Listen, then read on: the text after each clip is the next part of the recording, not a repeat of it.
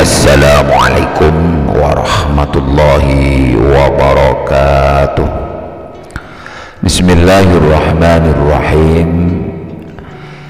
Ada sebuah hukum tentang seorang istri yang menafkahi suaminya sedangkan suaminya pengangguran. Menurut Buya Yahya menjelaskan, hukum istri menafkahi suami dalam pandangan Islam dibolehkan jika memang suami dalam kondisi yang tidak memungkinkan untuk bekerja. Buya Yahya dalam salah satu ceramahnya menjelaskan bahwa dalam ajaran Islam sudah menjadi sebuah kewajiban suami untuk menafkahi istri dan anak-anaknya. Namun pada kenyataannya dewasa ini dalam perjalanan membangun rumah tangga tentu akan dihadapkan dengan berbagai macam permasalahan. Salah satunya yaitu bila seorang suami ternyata kesulitan mencari nafkah untuk menghidupi istri dan anak-anaknya. Buya Yahya menjelaskan bagaimana hukum istri menafkahi suami karena suami pengangguran dalam pandangan Islam. Terkait persoalan ini, Buya Yahya menegaskan bahwa dalam Islam merupakan sebuah kewajiban seorang suami untuk mencari nafkah bagi istri dan keluarganya. Laki-laki itu harus laki-laki mencari nafkah, memberi nafkah. Laki-laki numpang itu bukan laki-laki, ungkap Buya Yahya. Mengapa bisa-bisanya seorang suami tidak ingin mencari nafkah? Saya heran dengan laki-laki semacam itu.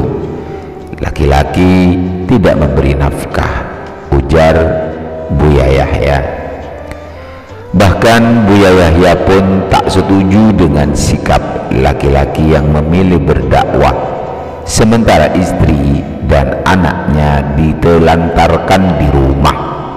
Laki-laki dakwah keliling tapi istrinya ditinggalkan.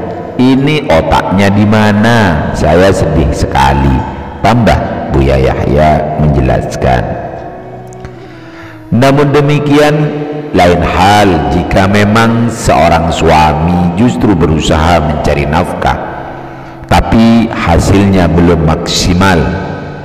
Kecuali seorang suami yang memang bekerja kemudian kok terus gagal, tidak mendapat rezeki, enggak bisa disalahkan, tutur Buya Yahya menambahkan. Terkadang ada saja orang nasibnya bangkrut, tidak ahli dalam berdagang atau sering gagal dalam mencari pekerjaan.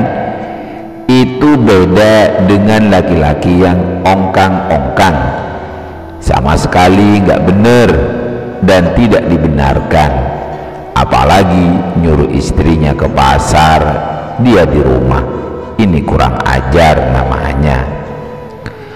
Ahmad Imaduddin, di saat seorang laki-laki sudah mencari nafkah tapi kok ternyata tidak bisa, maka istri berperan sebagai wanita istri mewah, terangnya. Menurut Buya Yahya, kejadian semacam ini pernah ada di zaman Rasulullah. Sebuah kisah di zaman Nabi. Pada suatu hari ada seorang wanita datang melapor kepada Nabi.